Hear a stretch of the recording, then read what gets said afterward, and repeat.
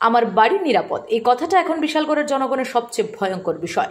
বিশালগড় বাইপাসের রাস্তায় রাতে ছিনতাইয়ের ঘটনা কিছুটা শান্ত হলেও বাড়িঘরে ছিনতাই চুরির ঘটনা যেন প্রতিনিয়ত ঘটে যাচ্ছে বিশালগড় মহকুমা জুড়ে। আমার বাড়ি নিরাপদ, এই কথাটা বিশালগড়ের জনগণ বলতে পারেন না। এটা যেন এখন আতঙ্কের বিষয় হয়ে দাঁড়িয়েছে। মানুষের বাড়িঘর ছেড়ে কখনো তাদের নিকট আত্মীয়র বাড়িতে অনুষ্ঠানে যোগ দেওয়ার কথা ভাবলে যেন মানুষ আতঙ্কিত হয়ে পড়ে। কখন যে চোরের দল সর্বশান্ত করে দেয় সেটা ভেবে মানুষ তাদের বাড়িঘর ছেড়ে অন্য কোথাও যাওয়ার কোনো রকম পরিকল্পনা গ্রহণ করতে পারে না। আর এই সমস্ত চোর কিংবা ছিনতাইবাজদের শায়েস্তা করতে পুলিশের জন্য হাঁপিয়ে যাচ্ছে। পুলিশকে বৃদ্ধা আঙ্গুল দেখিয়ে প্রতিনিয়ত বিশালগড় মহকুমা জুড়ে বিভিন্ন এলাকায় সরকারি প্রতিষ্ঠান থেকে শুরু করে মানুষের বাড়িঘরে চুরির ঘটনা ঘটিয়ে যাচ্ছে, যার ফলে এক প্রকার আতঙ্কে রয়েছেন বিশালগড়ের জনগণ। আর এই সমস্ত ঘটনার পেছনে দায়ী রয়েছে বর্তমান সমাজে বিভিন্ন নেশায় আসক্ত হয়ে পড়া যুবকরা।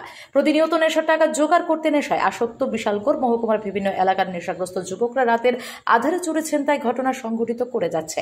পুলিশের কাছে অভিযুক্তদের এলাকাবাসীর তুলে দেওয়ার পরও পুলিশ তাদেরকে 190 ধারা লাগিয়ে থানা থেকেই মুক্তি দিয়ে দিচ্ছেন।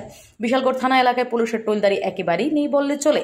পুলিশ আর চোরদের মধ্যে কোনো একটা যোগসূত্র রয়েছে বলে মনে করেন বিশালগড়ের জনতারা। তেমনি একটি ঘটনা ঘটে গেল বিশালগড় নারাউড়া এলাকায় কৃষ্ণ দেবনাথের বাড়িতে।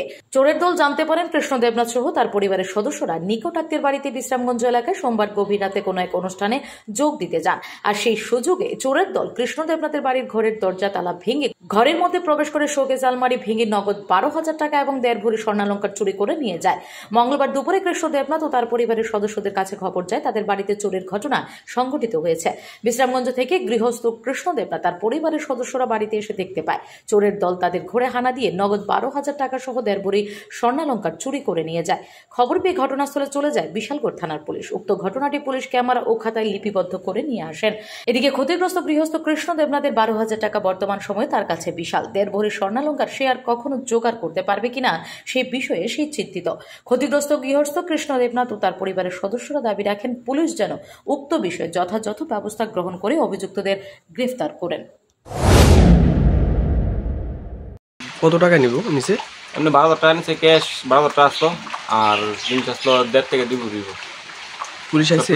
হ্যাঁ, পুলিশ টুলিশ আই গেছে, এসে দেখে গেছে, ছবি তুলে লয়ে গেছে। তোমার নাম কি? আমার নাম কৃষ্ণ দেবনাথ। তুমি এমনি কি করো? আমি গাড়ি কাজ করি। Bureau report, S Bharat live 24 hours. এবার আপনার শহর শান্তির বাজারে এসে গেল সর্বসুবিধাযুক্ত প্যাথোলজি অ্যাপোলো ডায়াগনস্টিক। আমাদের এখানে রক্ত, মল, মূত্র, শুক্র, কফ সহ করাতে পারবেন যাবতীয় পরীক্ষা নিরীক্ষা সুলভ মূল্য এবং সঠিকভাবে, সাথে দ্রুততার সহিত রিপোর্ট পাবেন।